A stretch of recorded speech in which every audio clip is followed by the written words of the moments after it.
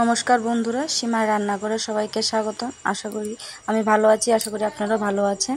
এখানে আমি পোলাও বানাবো। পোলাও চালটা নিয়েছি, কাপটা আমি এই গ্লাসটা অনুযায়ী যত গ্লাস চাল নিয়েছি এত গ্লাস জল দেব। ভালো করে চালটা ধুয়ে নিয়েছি। এবার জায়ফল দিলাম, দেখতে পাচ্ছেন যে মশলাটা দিয়েছি আমি এখানে, আপনারা ভালো করে লক্ষ্য করুন। এবার চালটা আমি ভালো করে এতে ঘি দেব। ভালো লাগলে অবশ্যই লাইক সাবস্ক্রাইব করবেন, আশা করি ভালো লাগবে। এখানে আমি কাজু বাদাম দিয়ে দিলাম,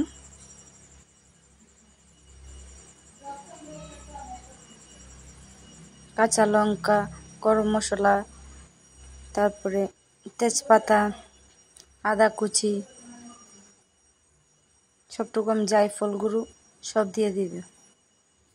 পরিমাণ মতো নুন দেব, পরিমাণ মতো হালকা চিনি দেব।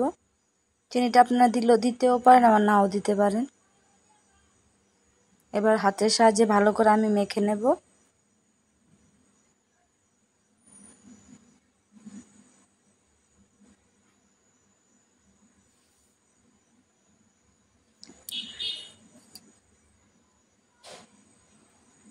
এবার আমি কড়াইতে পরিমাণ মতো তেল দিয়ে দেব, পরিমাণ মতো আমি ঘি দিয়ে দেব।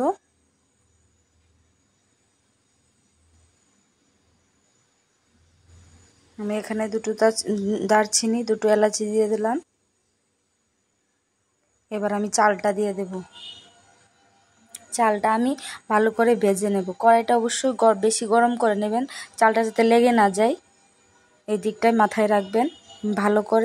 ভালো করে নেড়ে নিচ্ছি যাতে আমার চালটা না লেগে যায়। এখানে আমি ওই গ্লাসটা অনুসারেই জলটা গরম বসিয়ে দিলাম। আমি আবারও বলছি, যে গ্লাসটা দিয়ে আপনারা চাল মাপবেন ওই একই পাত্র দিয়ে জলটা দেওয়ার চেষ্টা করবেন, তাহলে পোলাওটা পারফেক্ট হবে।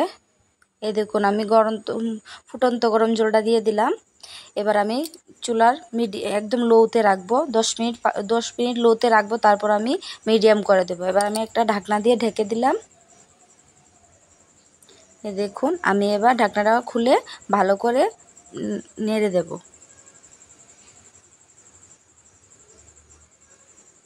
এই দেখুন বন্ধুরা, হয়ে গেল আমার মোটামুটি পোলাওটা। দেখতেই পাচ্ছেন কি ঝরঝরে হয়েছে। আমি আবারও বলছি, ভালো লাগলে লাইক সাবস্ক্রাইব করবেন, শেয়ার করবেন, অবশ্যই আমার পাশে থাকবেন।